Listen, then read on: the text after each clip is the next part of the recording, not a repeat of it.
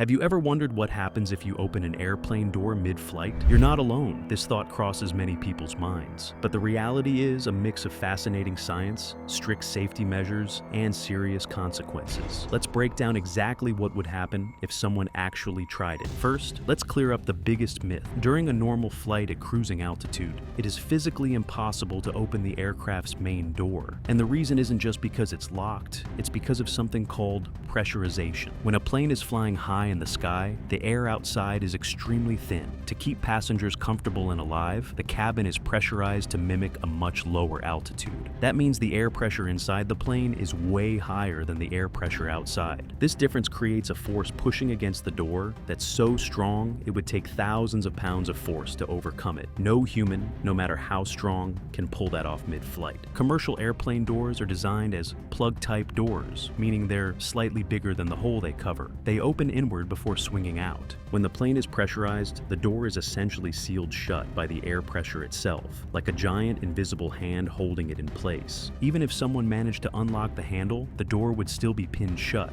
At 35,000 feet, the pressure difference can be the equivalent of trying to move a wall with the weight of several elephants pushing on it. That being said, trying to open an aircraft door mid-flight is not just dangerous behavior. It's a federal offense in many countries. Even though it can't be done, the attempt itself creates panic, disrupts the crew, and can escalate into a serious safety risk if it distracts pilots or prevents cabin crew from doing their jobs. And let's not forget the legal consequences. In many countries, attempting to open a plane door can be treated as interfering with the safe operation of an aircraft, which is no small charge. In the US, it's covered under federal law, and penalties can include up to 20 years in prison, depending on the circumstances. Even if no one is hurt, the fines can be massive, tens of thousands of dollars, and that's before the airline sues for the cost of the diversion and delays. There are also long-term consequences. People involved in these incidents often end up on no-fly lists, which can mean they are banned from multiple airlines, not just the one they were on. That can make travel very difficult and expensive for the rest of their lives. Now, while we know it's impossible at high altitudes, there's a slightly different story during boarding, taxiing, or right before takeoff and landing. At those times, the cabin may not be fully pressurized yet. That means, in theory, someone could open a door or an emergency exit if it's unlocked. This is why crews are very strict about keeping passengers seated and secured during these phases of flight. Once the plane is in the air and climbing, the pressurization kicks in and the giant invisible lock is in place. Airlines take these kinds of incidents very seriously. Flight attendants are trained to handle disruptive passengers quickly, using both verbal commands and, if necessary, physical restraint. It's not uncommon for crew members and even fellow passengers to step in if someone behaves erratically and tries to touch a door or emergency exit handle. There have been plenty of cases where passengers were restrained with zip tie handcuffs or even seatbelt extenders until the plane landed. One example that made headlines happened in 2023 when a man on an Asiana Airlines flight in South Korea actually managed to partially open an emergency exit while the plane was still in the air but descending. Because the aircraft was at a lower altitude and the cabin wasn't fully pressurized at that point, the door opened. The sudden rush of wind and pressure startled passengers, but thankfully no one was seriously injured. Still, it created chaos on board, and the man was immediately detained once they landed. This shows that while opening a door at cruising altitude is impossible, it can still happen under certain low-altitude conditions if safety protocols fail or someone interferes with them. Another incident occurred in the United States when a passenger tried to open an exit door during a flight, causing panic. The crew and several passengers quickly subdued the individual, and the flight diverted to the nearest airport. Incidents like these usually end with law enforcement waiting at the gate. Depending on the country, the offender might be facing charges for interfering with a flight crew, which is a serious crime. There's also a mental health angle to consider. Not every person who attempts to open a plane door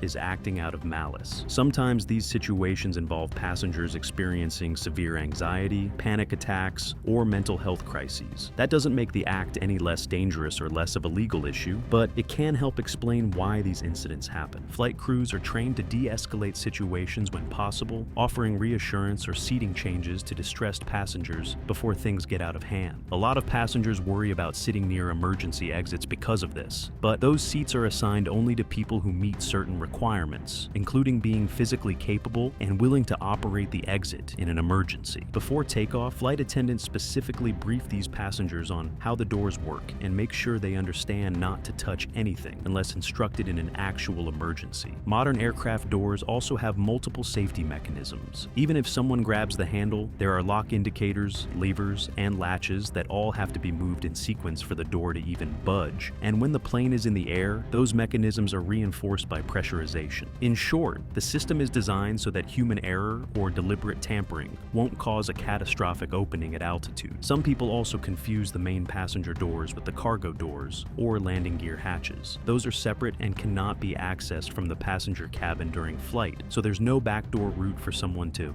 accidentally open the plane to the outside. If an incident does occur, pilots are informed immediately, and they have the authority to divert the flight. Safety always comes first, so even if a plane is only halfway to its destination, the crew may land at the nearest suitable airport to hand the situation over to law enforcement. This can be a huge inconvenience for hundreds of passengers, which is one more reason airlines take disruptive behavior so seriously. The media often plays up these incidents because they sound dramatic, but the reality is that modern airplane engineering makes an in-flight door opening virtually impossible at cruising altitude. The real danger comes from the panic and distraction caused by the attempt, which could make it harder for the crew to respond to other emergencies. Even though the science says you can't open the door at cruising altitude, flight crews don't take chances. If someone is tampering with a door or behaving unpredictably, they're treated as a threat until proven otherwise. Air marshals, who are undercover law enforcement officers on certain flights, can also get involved if necessary. Their presence is meant to deter and, if needed, physically stop someone from endangering the flight. One more thing that makes people nervous is the design of emergency exits.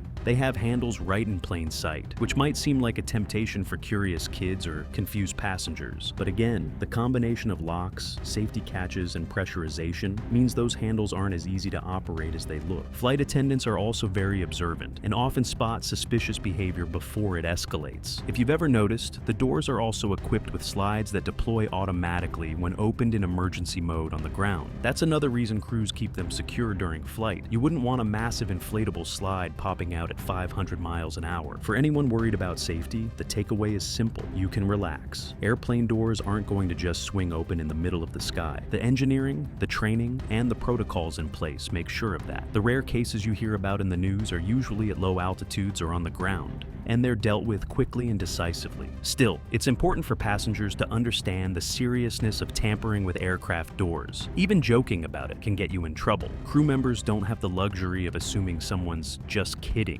when they start fiddling with safety equipment. If it looks like a threat, they have to treat it like one. The aviation industry has learned from every past incident. Procedures are updated, training is refined, and technology is improved to make sure flights stay safe and secure. The next time you hear about a passenger trying to open a door mid-flight, you'll know the real story. It's not the pressure difference that's dangerous, it's the human behavior behind it. So, in short, if someone tries to open an airplane door mid-flight, they're not going to succeed at high altitude. But they're almost guaranteed to end up with handcuffs, fines, criminal charges, and possibly a lifetime ban from flying. And for everyone else on board, it'll mean a very tense flight, a possible diversion, and a reminder that when it comes to aviation safety, no risk is ever taken lightly. And that's a wrap. Fascinating, right? But it makes you wonder what other things on a plane are totally impossible but still scare people. Drop your curious questions in the comments, hit like, and subscribe for more eye-opening answers.